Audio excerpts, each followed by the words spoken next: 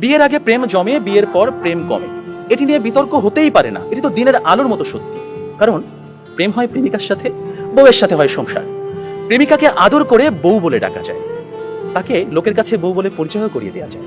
কিন্তু কখনো বউকে কি শুধুমাত্র প্রেমিকা বলে লোকের কাছে পরিচয় করে দেওয়া সম্ভব? সাহস আছে আপনাদের? সর্বনাশ হয়ে যাবে, ভাত বন্ধ হয়ে যাবে। সুতরাং বিয়ে নামক একটি ঘটনার পর প্রেমিকাই থাকে না। যেখানে প্রেমিকাই থাকে না, সেখানে প্রেম জমবে কিভাবে? সেখানে প্রেম কমবে, প্রেম হারিয়ে যাবে। আবার প্রেমিকের দেয়া 2 পয়সার আলতা, কাঁচের চুড়ি কিংবা সস্তায় কেনা শাড়ি, এগুলো প্রেমের সময় প্রেমিকার কাছে থাকে আদরের, থাকে ভালোবাসার, থাকে যত্নের। কিন্তু বিয়ের পর বউয়ের কাছে এগুলো হয়ে যায় চোখের বিষ। একজন সত্যিকারের প্রেমিকের প্রেমের উপন্যাসে বিয়েই কখনো শেষ পৃষ্ঠা হয় না। কারণ তারা জানে কোনো কোনো প্রেম না পাওয়াতেই পূর্ণতা খুঁজে পায়। তাই পৃথিবীর শত গল্প, কবিতা, উপন্যাসে প্রেমকে সাজানো হয়েছে না পাওয়ার বেদনায়। আর এজন্যই প্রেমটা আসলে বিয়ের আগেই, অর্থাৎ না পাওয়াতেই জমে। তাই অবশেষে আমি বলতে চাই, আমি যদি তোমাকে পাই তাহলে বিয়ের পর আমি হয়ে যাব দায়িত্বশীল পুরুষ। বিয়ের আগে যেমন ছিলাম লুতুপুতু প্রেমিক, যেমন ছিলাম আবেগী প্রেমিক, বিয়ের পর হয়ে উঠবো আমি দায়িত্বশীল পুরুষ। কারণ আমি জানি বিয়ের পর দায়িত্ববাদ দিয়ে প্রেম জমাতে গেলে সংসার টিকবে না।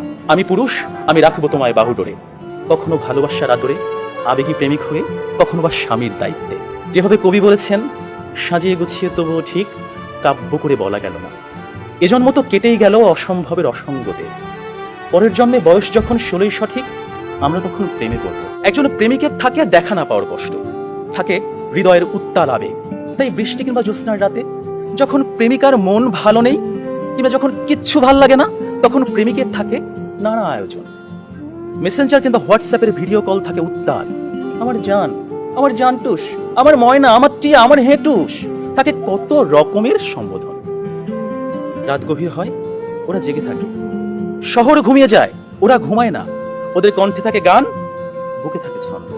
কমলাবরণ মুক্তি তোমার, চাঁদের মতন হাসি, সত্যি করে বলছি আমি তোমায় ভালোবাসি। পান্তা ভাতে কাঁচামরিচ, গরম ভাতে ঘি, তোমার সাথে প্রেম করিতে আমার লজ্জা কি। অথচ বিয়ের পর হাজারো হিসেবের ভিড়ে পদ্য, কবিতা, ছন্দ সব যায় উড়ে। আপনারাই বলুন, এইভাবে কি কখনো প্রেম জমে?